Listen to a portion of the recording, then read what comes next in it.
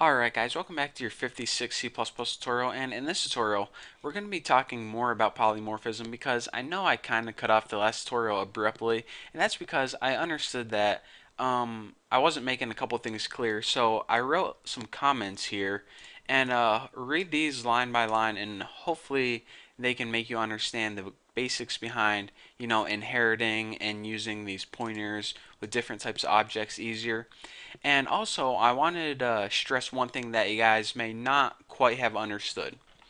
Now, if we go up to, the ninja class and the monster class, you saw that each of these specific classes had a function called attack. So a ninja could attack and a monster could attack. However, if we scrolled up to the enemy class where they both inherited from, there was no attack function right in here. So that is why we had to switch back to using the ninja and the monster attack after we set the attack power. So that's why the enemy object, see, let me go ahead and, like, if enemy object was to try to attack, you would get an error message because an enemy object can't attack because this enemy class has no attack. Only these specific classes do. You see what I'm saying?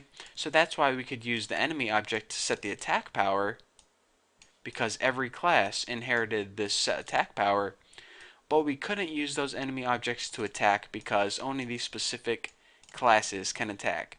So you're saying, alright Bucky, that's I understand it now, but it's still kind of, a dumb way to program because first you make a ninja object, then an enemy object, then you use the enemy object here, then you have to switch back to the ninja object right here.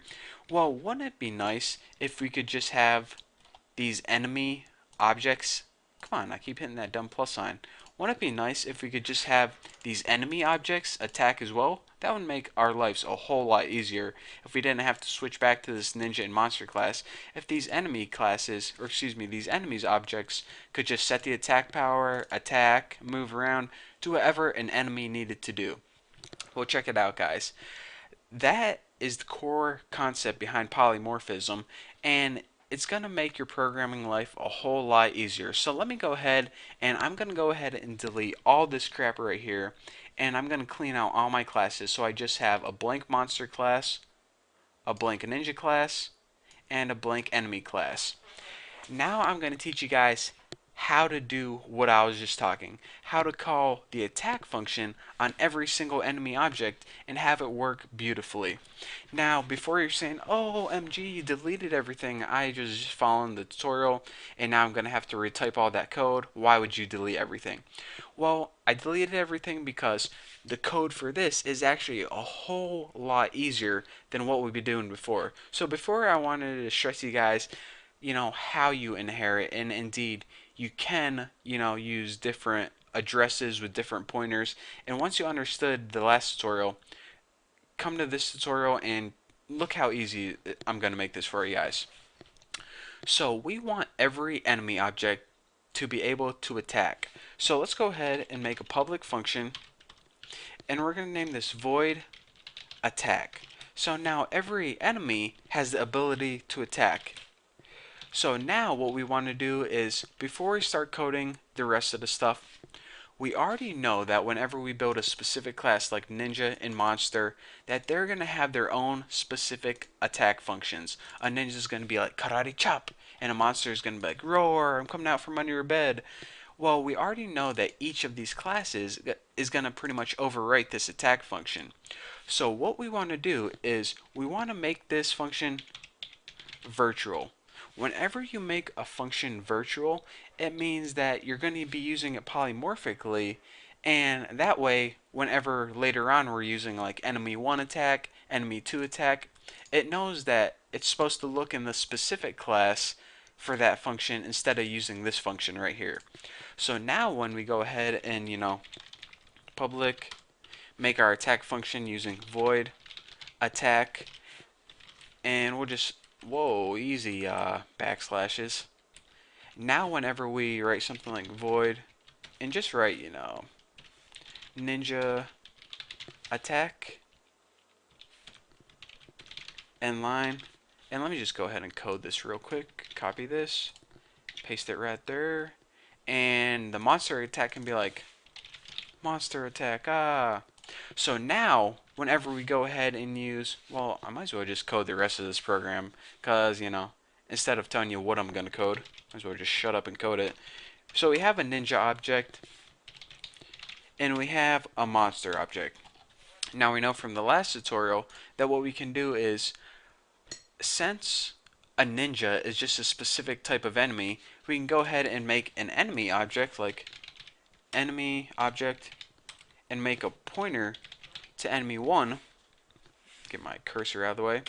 And we can set this equal to the address of ninja. We can do the same thing with monster.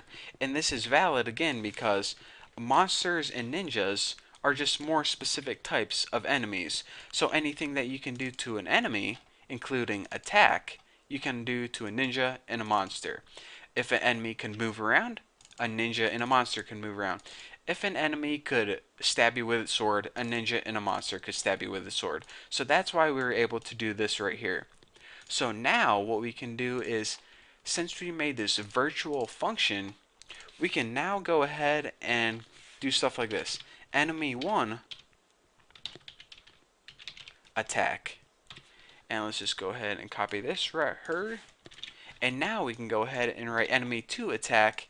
And if we run this, it works perfectly fine. Ninja attack and monster attack.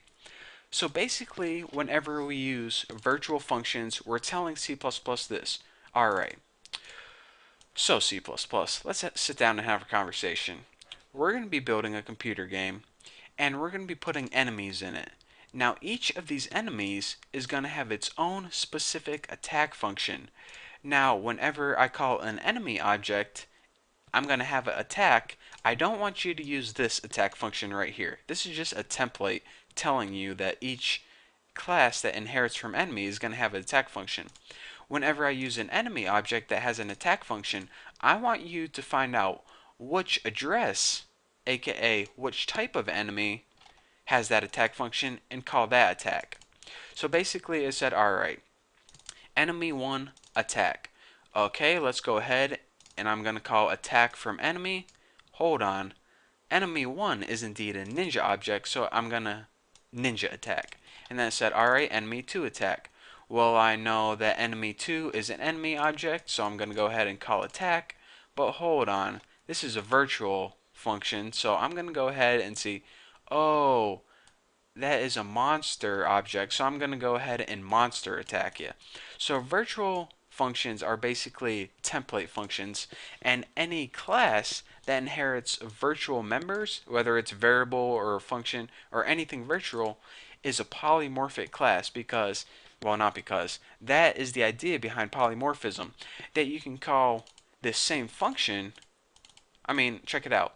We're using an enemy object and we're calling the same attack function, but it has different results. So that is the beauty behind polymorphism, that you can use the same function and produce different results.